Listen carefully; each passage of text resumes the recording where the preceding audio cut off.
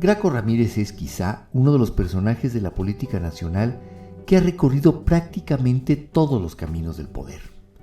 Primero, desde la lucha social, Graco Ramírez sintió el llamado por el movimiento estudiantil de 1968 y como consecuencia natural fue miembro del Partido Socialista de los Trabajadores hasta llegar a la fundación del Partido de la Revolución Democrática. Con una visión clara desde la izquierda y desde la tribuna legislativa, tanto en Cámara de Diputados como de Senadores, así como desde el propio gobierno de Morelos, Graco Ramírez ha sido una voz que ha venido denunciando la pérdida de rumbo de la izquierda mexicana. Lo hace incluso en su último libro, Contra la regresión autoritaria, Memorias desde la izquierda, que incluso le ha valido el hostigamiento del mismo régimen. Por eso mi encuentro hoy con Graco Ramírez. Pues hoy tengo mucho gusto de estar aquí con Graco Ramírez. Graco, muchas gracias por recibirnos. No, muchas gracias, Carlos, por la invitación de platicar contigo. Pues es que creo que es un momento importante en el que tú nos puedes mucho ayudar a entender lo que está pasando en México. Por tu historia, por tu libro, que ahorita hablamos de tu libro, bueno, vamos a hablar todo el tiempo de tu libro, pero, a ver, Graco, yo la primera pregunta que tengo que hacerte es, estamos viviendo un gobierno de Morena, de la Cuarta Transformación, o lo que se pueda entender por la Cuarta Transformación. A una persona como tú, lo primero que se me ocurre preguntarle ¿es este, Graco, el gobierno de izquierda que durante tanto tiempo gente como tú y muchos otros lucharon por tener en nuestro país? ¿Es esta la izquierda que estábamos esperando? No, por supuesto que no. Yo defino en el libro y defino con argumentos que este es un gobierno nacional populista. Ok.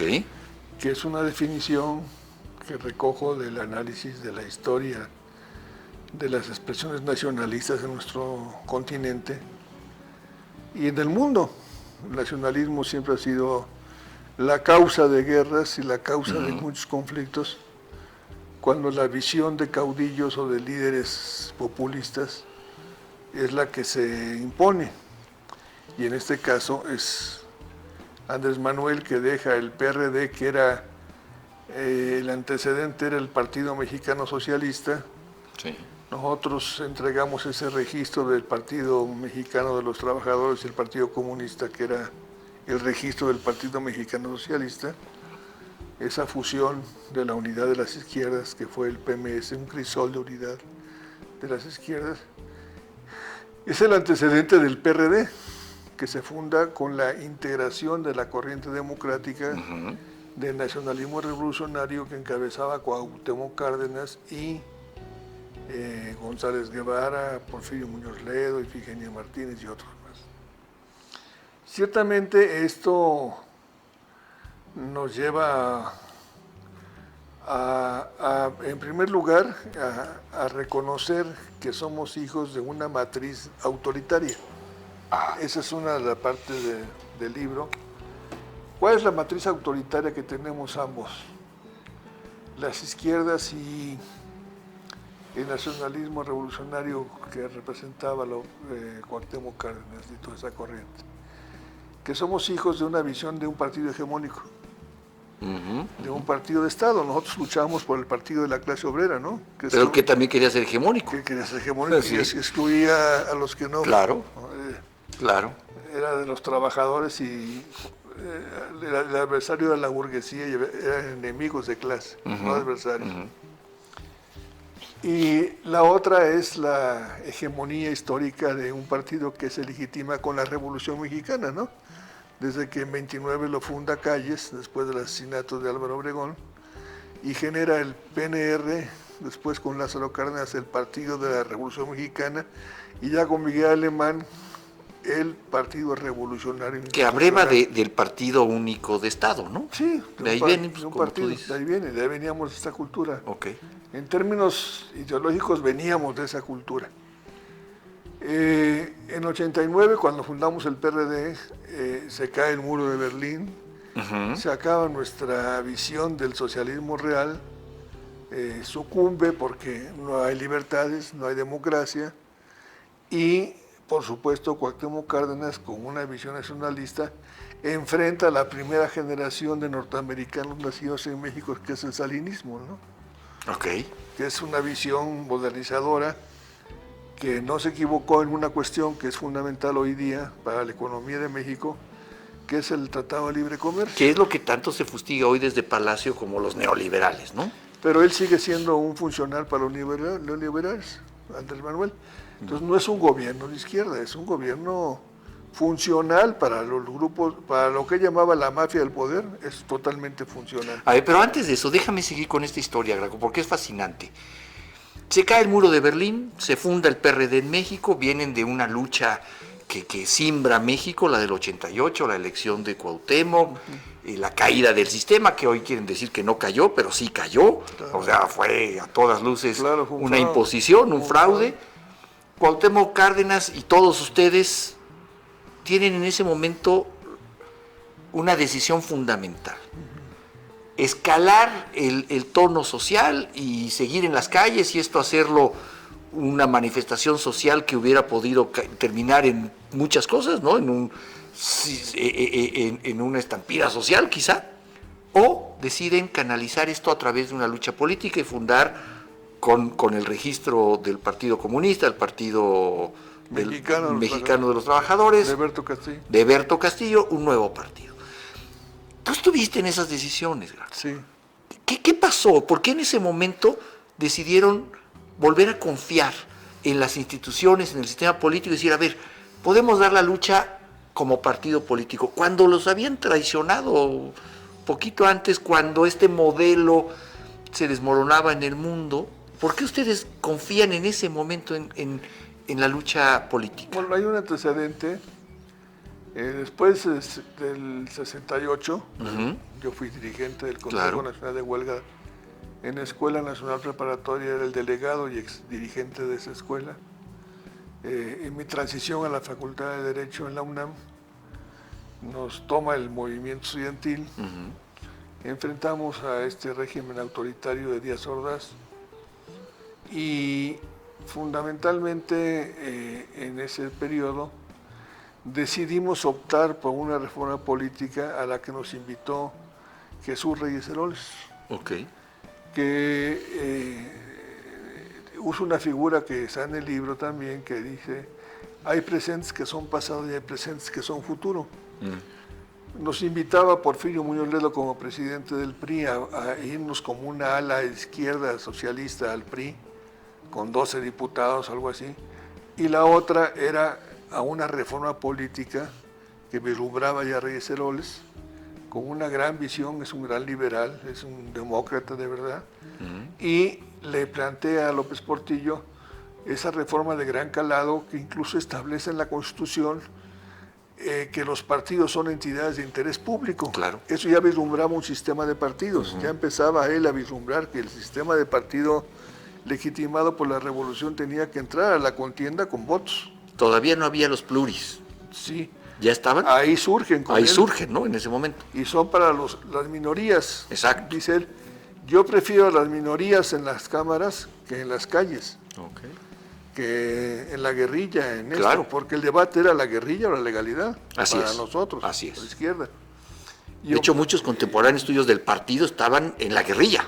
Y optamos por la legalidad con el Partido Mexicano Socialista después, y con el registro de todos los partidos y la reforma política que surgió todavía después de Reyes Heroles, que dio un jalón muy importante con el periodo de gobierno de el presidente Zedillo, donde reconoce Zedillo que ya la legitimidad, en primer lugar, la legitimidad de la elección de López Portillo, no hay contrincante. Sí, claro. Es candidato único, no hay legitimidad, entonces buscan esta alternativa, Reyes Heroles, que es la amnistía a los presos políticos y la legalidad para que podamos participar.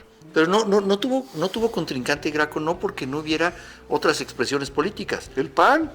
Estaba el PAN. Que nació en el periodo cardenista como una opción. Incluso estaba el PAN, ¿no? Los sinarquistas también. Todos los sinarquistas no.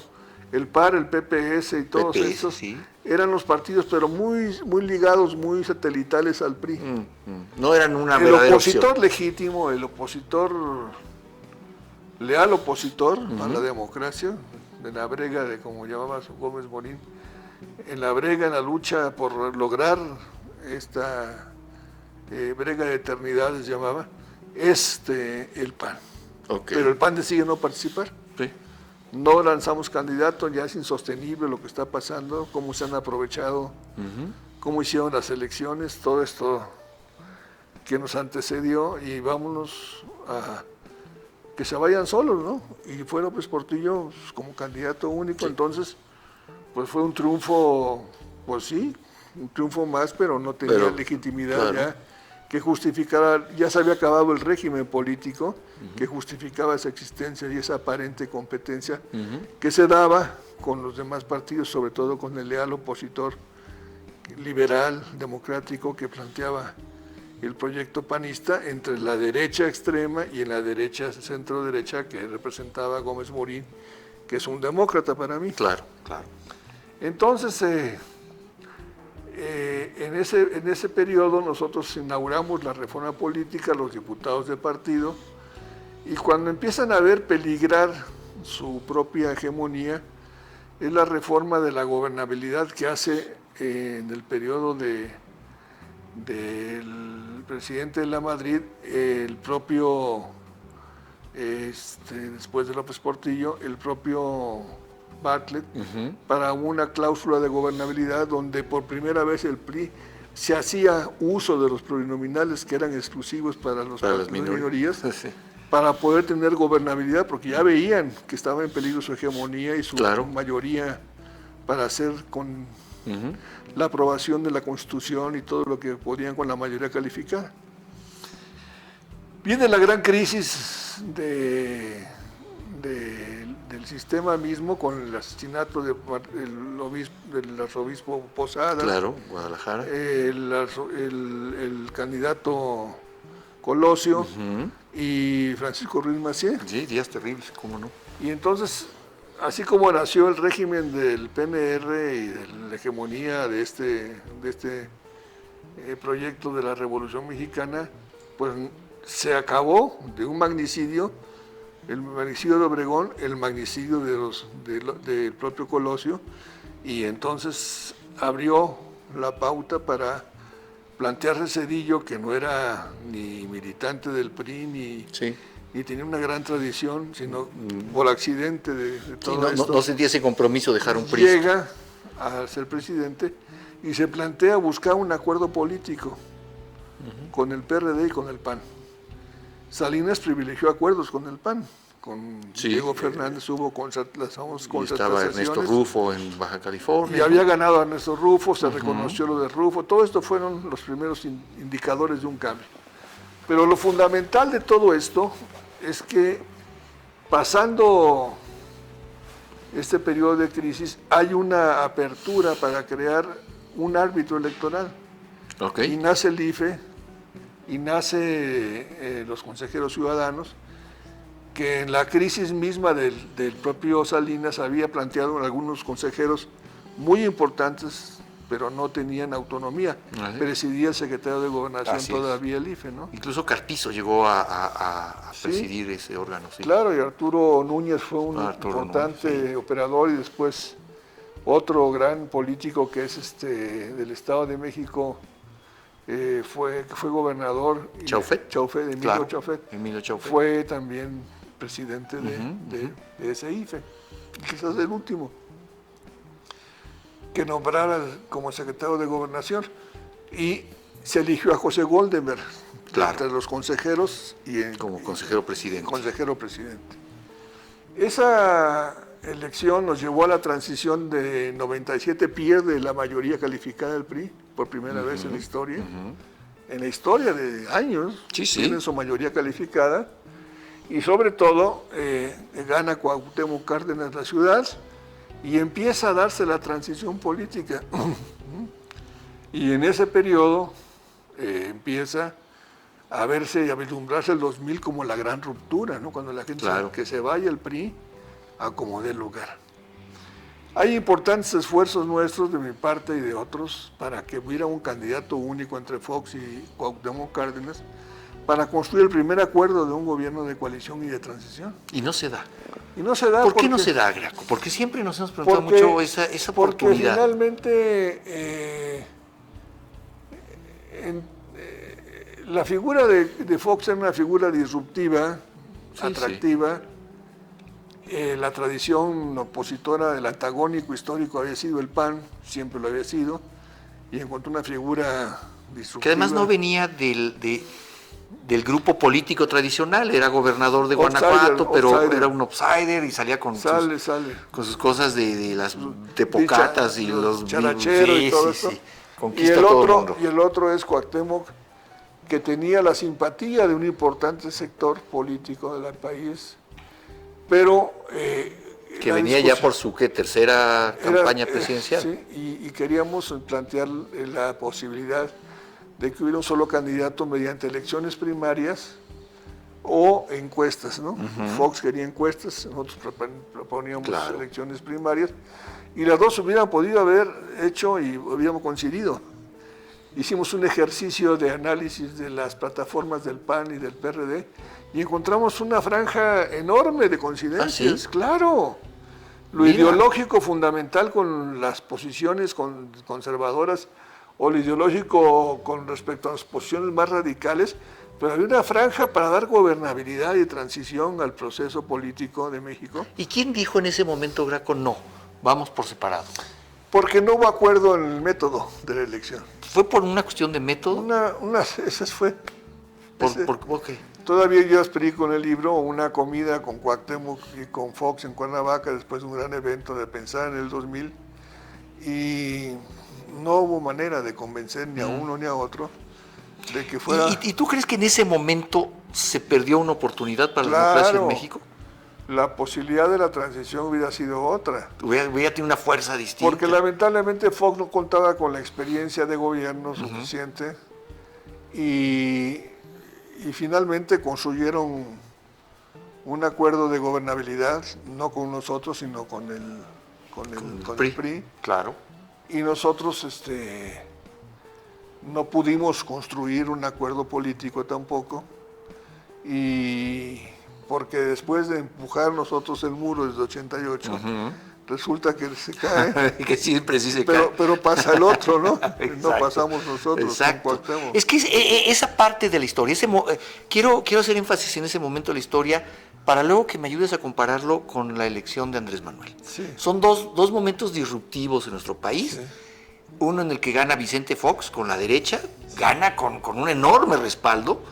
Hoy nos quedamos todos, me incluyo, con la idea de, bueno, sí, no pasó nada. O sea, no hubo ese gran cambio, salvo que ya no hablábamos del PRI, sino que hablábamos del PAN. Y hubo un conjunto de reformas que se fueron haciendo, pero no de gran calado, como podría haber sido en un acuerdo político de transición, ¿no? ¿Qué le pasa a la izquierda en ese momento en el que Vicente Fox... No se desmanteló el régimen Exacto. El régimen político. No se desmanteló. Y presidencialista. Y uno esperaba que con esa llegada en el 2000 de Vicente Fox tuviéramos una redefinición de las reglas en la política mexicana. No sucede. Pero ¿qué sí sucede, Graco? Tú no lo puedes contar, con un proyecto de izquierda en México. En ese momento, supongo yo, por lógica, me parece que se sentiría un poco desplazado por el triunfo de la derecha, pero ¿qué sucede al interior de quienes pensaban en un proyecto de izquierda para México en el 2000 con el triunfo de Vicente Fox? Bueno, seguíamos pensando en que el candidato ideal era Cuauhtémoc.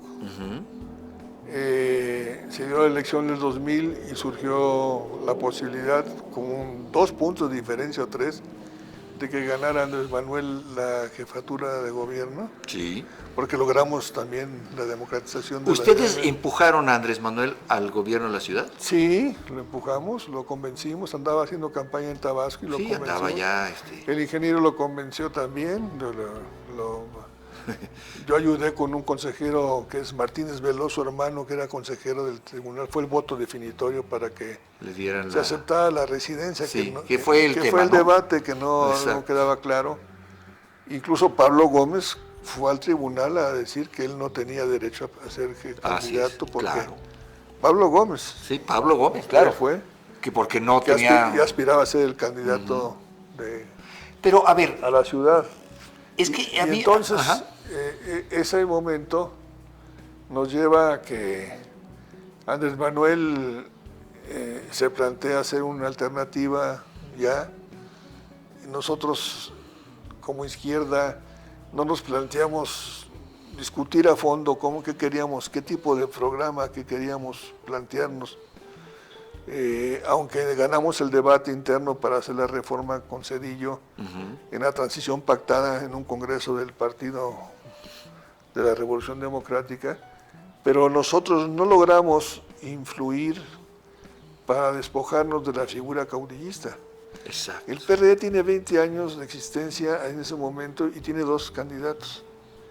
Uno es Cuauhtémoc, 2 veces, Ajá. 3. 3, 2, porque una fue del frente, ¿no? Fue del frente. Sí. Y el 2 de Andrés Manuel. Así es. Y entonces, en ese momento, Fíjate qué importante lo que dices. Perdón que te interrumpa, Graco, pero es que no había caído en cuenta en esto. No había yo caído en cuenta de que en más de 20 años de historia del PRD, solamente ha tenido 2 candidatos a la presidencia.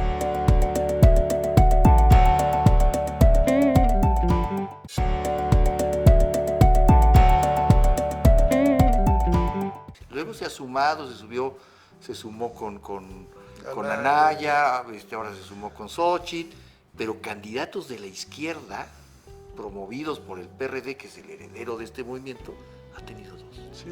Eso nos habla mucho Y también. eso nos habla en la propia autocrítica que yo hago en mi libro, en mi texto, es de que no nos asumimos como demócratas de izquierda y planteamos un programa donde planteáramos una opción mucho más definida, y quien podía haber encarnado ese proyecto de centro izquierda era Marcelo Ebrard, en el 12.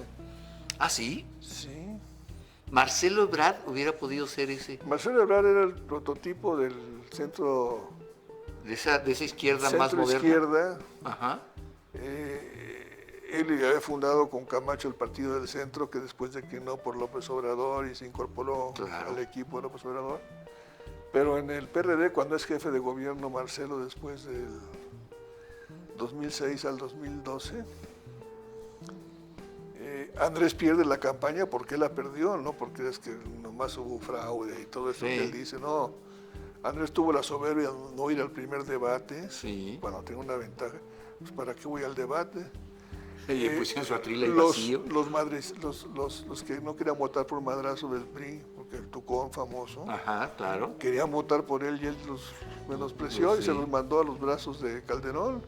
¿Tú tienes ese sabor de boca, te queda de que esa elección, esa famosa elección del 2006, Andrés Manuel la pierde más, o sea, más allá de que sin duda hubo una maniobra de Estado, siempre las hay, yo creo, pero sus propios errores lo llevan a perderla? A ver, yo le llamo el capítulo la campaña que perdimos, no nos ganaron, la perdimos. Mira.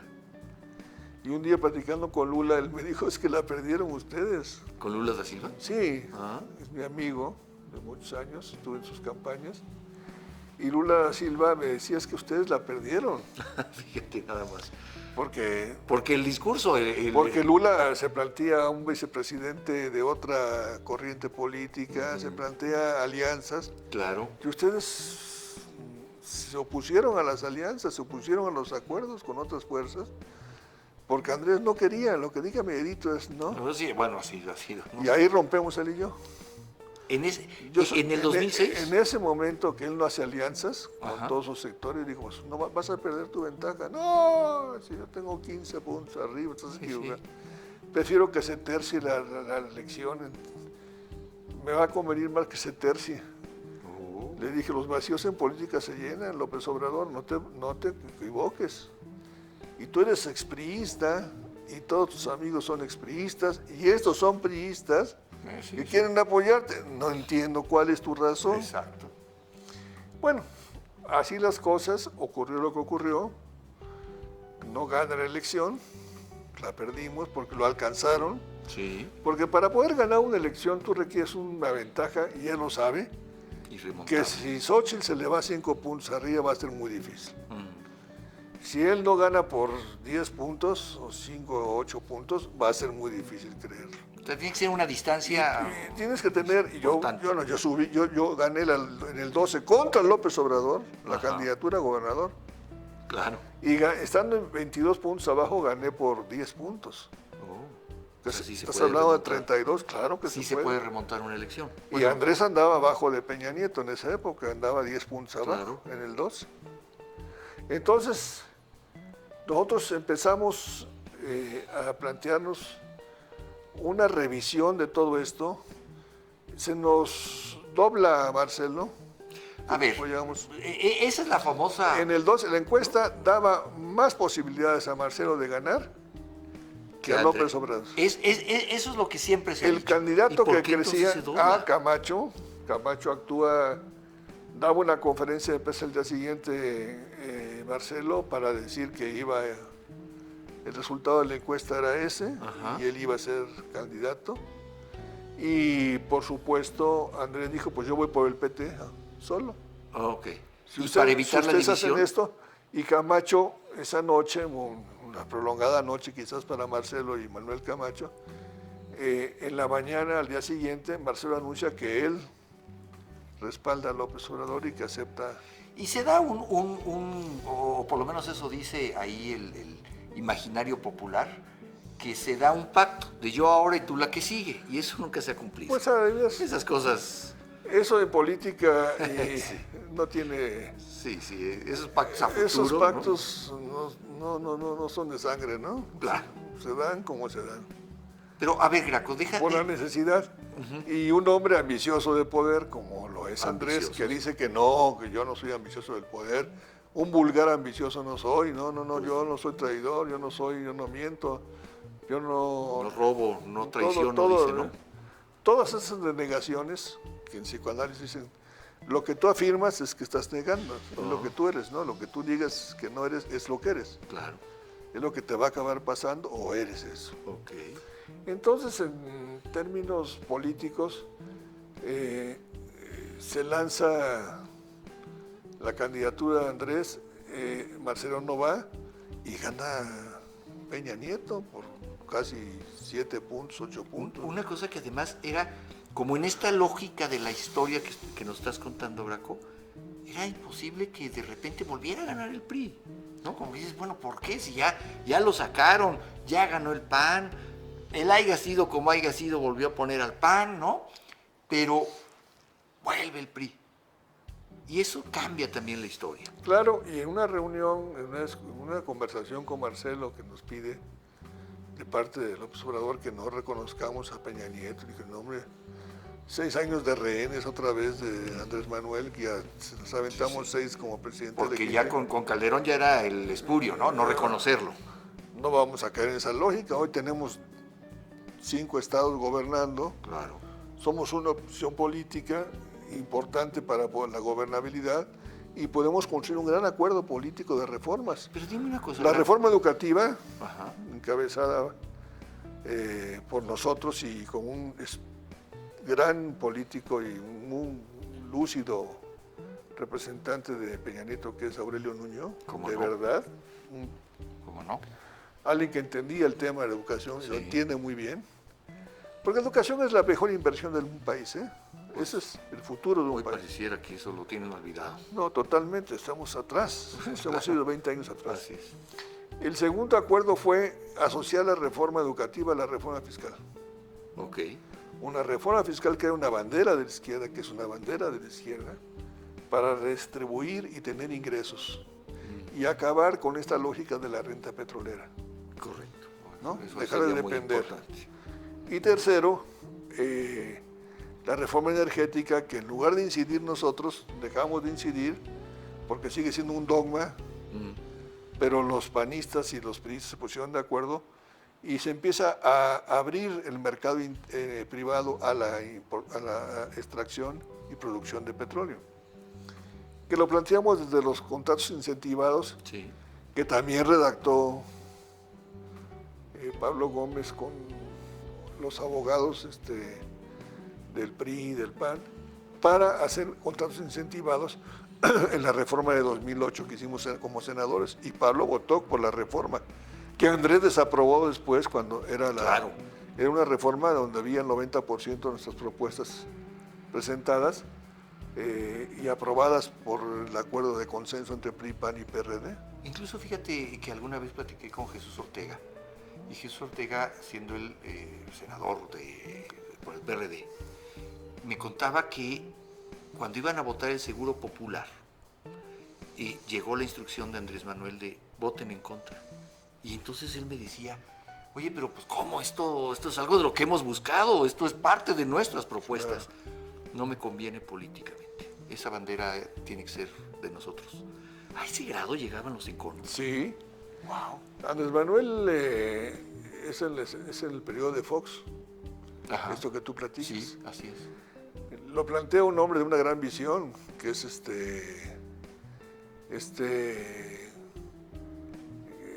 médico que es muy importante, Julio Frenk. Ah, Julio Frenk, ¿cómo no? Él plantea el diseño del modelo del Seguro Popular. Y es un modelo importantísimo. Yo lo corregí como gobernador y sí, trascendió 3 sexenios. Sí. Hicimos del Seguro Popular una posibilidad de salud para la gente. Hicimos el Fondo de Enfermedades Catastróficas, sí, claro, que era un fondo de coparticipación federal y estatal, y podíamos atender temas oncológicos, temas de enfermedades crónico-degenerativas. Teníamos capacidad de responder a la población que no era derechohabiente. Claro. Porque hay una franja de población que es del Seguro Social, que es derechohabiente, del ISSSTE, que es derechohabiente, y un mundo que no tiene claro, posibilidad de acceso a la salud. Claro.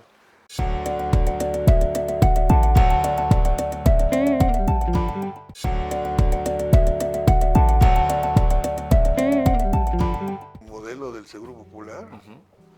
Y es un modelo importantísimo. Yo lo corregí como gobernador y sí, trascendió 3 sexenios. Sí.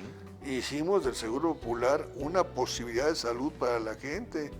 Hicimos el Fondo de Enfermedades Catastróficas, sí, claro, que era un fondo de coparticipación federal y estatal, y podíamos atender temas oncológicos, temas de enfermedades crónico-degenerativas. Teníamos capacidad de responder a la población que no era derechohabiente.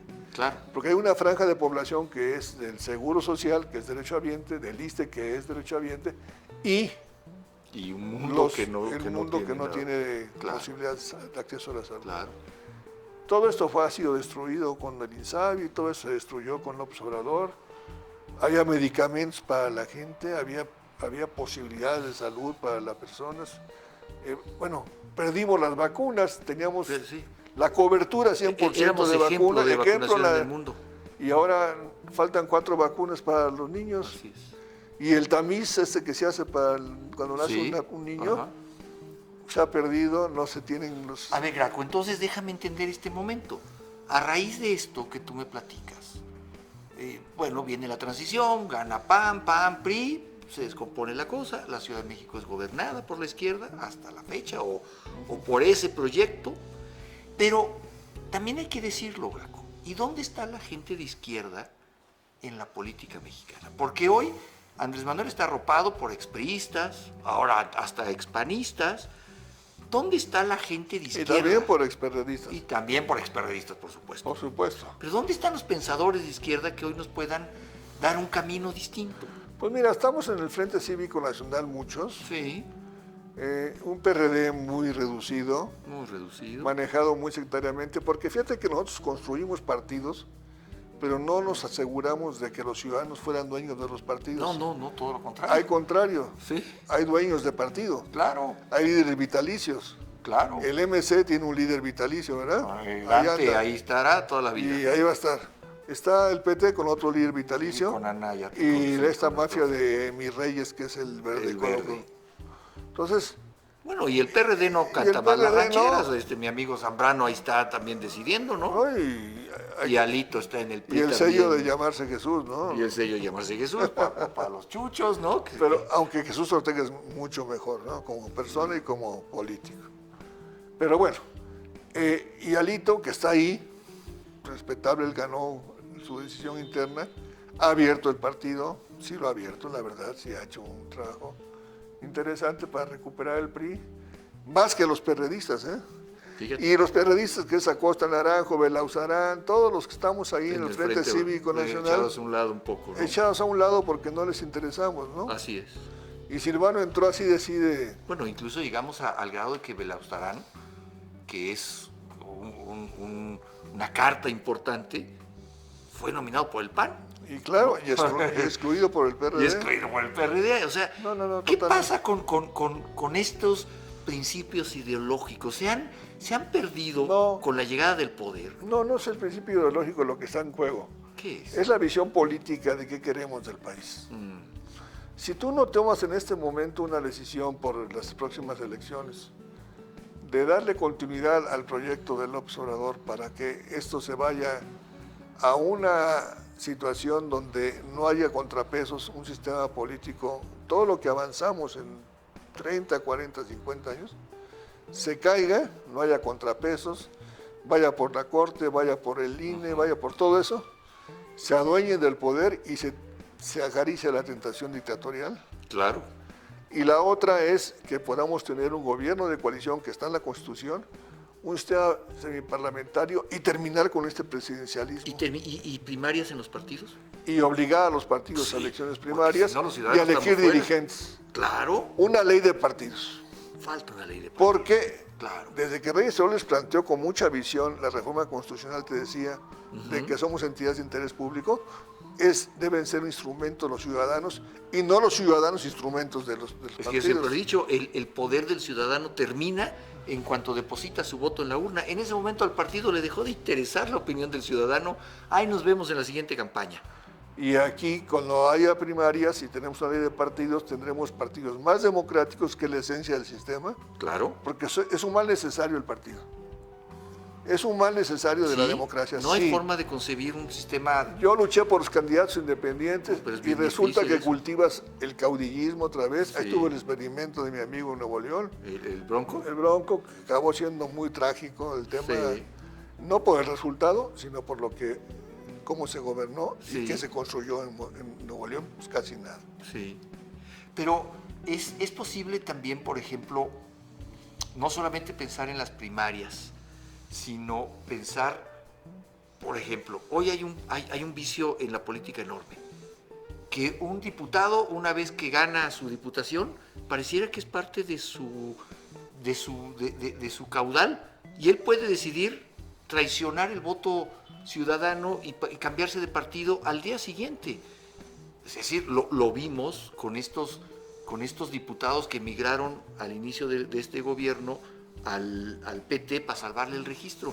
Pero no es eso lo que la gente expresó en las urnas. Claro, y eso es una especie de prostitución Yo estoy seguro. que sí. deforma el origen del voto ciudadano. Si tú construyes gobiernos de coalición con pactos muy precisos y planteas qué vas a hacer como gobierno en un régimen semiparlamentario como está en la Constitución ya, con un jefe de gabinete y un presidente acotado, y conservas el equilibrio de poderes, una Suprema Corte independiente, con un sistema de elección que no llega al extremo de que se haga como Sí, bueno, sí. cuota de partidos, Sí, es una locura. eligiéndolos como plantea la reforma del López Obrador, con un IFE fortalecido como árbitro independiente y autónomo, y con todos los órganos autónomos que permitan regular nuestra economía y el mercado eléctrico y el mercado energético y el mercado de antimonopolios, etcétera. Todo esto puede plantearnos que si resolvemos en el 2020, en la próxima elección, yo le digo a la gente, ¿por qué vas a votar? Y me dicen, no, es que no me gusta, sí me gusta, no me gusta. No, ¿por qué vas a votar? ¿Por qué vas a votar? Es la pregunta. ¿Porque siga esto? Exacto. ¿O porque podamos tener una alternativa plural y democrática para reconstruir el país? A ver, Graco, déjame plantear dos temas rápidamente ya para terminar. Y uno tiene que ver con los riesgos del presente. Quiero preguntarte cómo estás viendo el momento, qué riesgos estás viendo. Y quiero preguntártelo en especial, Graco, porque tú vienes de una familia de militares. Y hoy, creo yo, tenemos que hablar de los militares y la política. Tienen una presencia en prácticamente todas las actividades que antes no tenían. ¿Qué tanto riesgo significa eso? ¿Cómo estás viendo los riesgos actuales en temas de democracia, pues sí, de populismo, de fanatismo, de división de la sociedad? Nunca hemos vivido una sociedad, creo yo, tan profundamente dividida todos los días desde Palacio Nacional entre buenos y malos, y en fin, y la presencia de Fuerzas Armadas. ¿Cómo ves tú los riesgos actuales? Bueno, Andrés ha traicionado todo un proyecto de seguridad pública. Se contradice con lo que dijo y planteó de la tradición política más constitucionalista, que era que el mando civil esté en la seguridad pública. Le entregó al ejército la seguridad pública, Sí. con un nuevo brazo que es la Guardia Nacional. Y con unas cantidades de recursos infinitos casi. Y dos, hacer un empresariado militar Sí. para justificar sus grandes proyectos y no caer en la lógica de que los privados puedan operar lo que deben operar. Okay, sí. De cuando acá un militar va a saber operar un hotel, va a saber manejar una empresa aérea. Es un absurdo, es una Claro. manera de corromper a un sector de la élite militar. Pero el ejército y la marina son instituciones que yo he visto y he observado. Conozco la vida de los militares, que es de sacrificio y de muchas dificultades para poder salir adelante, de lealtad al país. Y van a ser leales con México. ¿Sí? No hay duda. No hay riesgo ahí. No van a andar diciendo que van a dar un golpe de Estado si no gana Morena, o que van a apoyar al presidente a como dé lugar frente a un fraude electoral que él quiera hacer en contra de la voluntad ciudadana. Yo estoy seguro que ellos van a estar del lado de la gente porque son parte de la sociedad y parte de ese pueblo que ha vivido lo mismo. Faltan medicamentos en hospitales militares, faltan mayores recursos para ellos mismos, y los han obligado a voltear la cara para que los delincuentes puedan adueñarse de los territorios. Eso es inaceptable para un militar. Le quitas el honor, le quitas la justificación de su carrera, de su existencia como persona.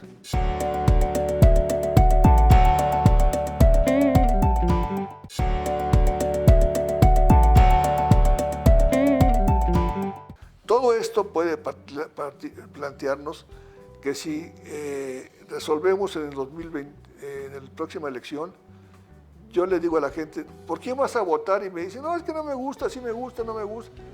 No, ¿por qué vas a votar? ¿Por qué vas a votar? Es la pregunta. ¿Porque siga esto? Exacto. ¿O porque podamos tener una alternativa plural y democrática para reconstruir el país? A ver, Graco, déjame plantear dos temas rápidamente ya para terminar. Y uno tiene que ver con los riesgos del presente. Quiero preguntarte cómo estás viendo el momento, qué riesgos estás viendo. Y quiero preguntártelo en especial, Graco, porque tú vienes de una familia de militares. Y hoy, creo yo, tenemos que hablar de los militares y la política. Tienen una presencia en prácticamente todas las actividades que antes no tenían. ¿Qué tanto riesgo significa eso? ¿Cómo estás viendo los riesgos actuales en temas de democracia, sí, de populismo, de fanatismo, de división de la sociedad? Nunca hemos vivido una sociedad, creo yo, tan profundamente dividida todos los días desde Palacio Nacional entre buenos y malos, en fin, y la presencia de Fuerzas Armadas. ¿Cómo ves tú los riesgos actuales? Bueno, Andrés ha traicionado todo un proyecto de seguridad pública. Se contradice con lo que dijo y planteó de la tradición política más constitucionalista, que era que el mando civil esté en la seguridad pública. Le entregó al ejército la seguridad pública, Sí. con un nuevo brazo que es la Guardia Nacional. Y con unas cantidades de recursos infinitos casi. Y dos, hacer un empresariado militar Sí. para justificar sus grandes proyectos y no caer en la lógica de que los privados puedan operar lo que deben operar. Okay, sí. De cuando acá un militar va a saber operar un hotel, va a saber manejar una empresa aérea. Es un absurdo, es una Claro. manera de corromper a un sector de la élite militar. Pero el ejército y la marina son instituciones que yo he visto y he observado. Conozco la vida de los militares, que es de sacrificio y de muchas dificultades para poder salir adelante, de lealtad al país. Y van a ser leales con México. ¿Sí? No hay duda. No hay riesgo ahí. No van a andar diciendo que van a dar un golpe de Estado si no gana Morena, o que van a apoyar al presidente a como dé lugar frente a un fraude electoral que él quiera hacer en contra de la voluntad ciudadana. Yo estoy seguro que ellos van a estar del lado de la gente porque son parte de la sociedad y parte de ese pueblo que ha vivido lo mismo. Faltan medicamentos en hospitales militares, faltan mayores recursos para ellos mismos y los han obligado a voltear la cara para que los delincuentes puedan adueñarse los territorios. Eso es inaceptable para un militar. Le quitas el honor, le quitas la justificación de su carrera, de su existencia como persona. Wow, qué importante. Es muy importante. Qué importante. ¿Ves algún riesgo en específico en esta elección de este año? O sea, ¿crees que haya un riesgo de desconocimiento de la elección? ¿Ves algo o tú crees que esto va a transitar, sí, por una campaña complicada, por una elección complicada, pero al final transitar? En primer lugar, no hay la tal ventaja que presumen. Ok. Segundo lugar, la candidata está creciendo, del Xochitl, frente, sí. Xochitl está creciendo. Sí. Los ciudadanos se sienten optimistas. Hay que seguir siendo optimistas. El pesimismo es derrota anticipada. Correcto. No hay que darse por vencido y vamos a poder cambiar este país porque siempre se ha cambiado con los ciudadanos. Sin los ciudadanos no hay cambio. Si queremos cambio, ahí estamos nosotros, los ciudadanos, todas y todas, todos, todas y todes. Y última, Graco, para aprovechar estos minutos que nos das, te lo agradezco mucho. Ahora hablemos un poco del futuro. Ya hablamos del pasado, cómo llegamos a este momento, cómo estás viendo este momento. ¿Cómo ves tú a México después del 24? O sea, y quiero hacer especial referencia, Graco, a que a mí sí me preocupa que llevamos 5 años y medio, 5 años lo que llevemos, de una profunda división de la sociedad, y creo que en gran medida hemos caído en esa perversa juego de la división. Va a haber una gran reconciliación nacional, va a haber un acuerdo plural, va a haber una reconstrucción del régimen político, un nuevo régimen político. ¿Esto va a dar resultado? Claro, un gobierno de coalición, si el optimismo se mantiene. Uh-huh. Si el pesimismo se mantiene, pues va a continuar esto, se va a prolongar con la tentación de una dictadura y va a ser muy peligroso para el país, muy difícil. Ya el retroceso ha sido mucho en lo político, ha sido mucho el retroceso en lo económico. Que la economía funciona, pero no crecemos. Sí. No, pues, oye, que han el superpeso, pues sí, pero entonces ¿quién está mandando tanto dinero? ¿Cuántos se fueron? ¿Qué está pasando? Sí. Yo creo que están lavando dinero en el narco, ¿no? Están mandando con las transferencias estas a los migrantes. Justo hoy Pemex daba una cifra que es incomprensible. Se ha vendido más gasolina que nunca, pero se ha recaudado menos. Por todo el trasiego y toda la corrupción del huachicol de la frontera. Claro, ¿no? Claro. Esas son las cosas que van apareciendo como una manera de querer construir una ficción económica y endeudar al país por 2.5 billones de pesos, por 2.5 billones de pesos, es una gran traición. Él se comprometió que jamás endeudaría el país. Bueno, fue todo lo contrario. Y cerró endeudando porque necesita dinero para ganar la elección. Y el que venga va a tener que ser una reforma fiscal. No, va a ser terrible para el que venga porque las finanzas públicas están deshechas, no hay dinero. Pero me quedo, Graco, ya para terminar, me quedo con este mensaje de optimismo, de no perdamos el optimismo. Y me lo quedo en especial de un hombre cuya lucha ha sido muy añeja, no ha sido fácil, que ha venido entendiendo los cambios en su propia actividad política y en el país. Y que lo digas tú, Graco, me parece más reconfortante. No hay que perder ese optimismo. Acuérdate que la antesala del fascismo es el pesimismo. Okay. Sociedad que es pesimista se derrota a sí misma y acaba en manos de un caudillo o acaba en manos de un régimen autoritario.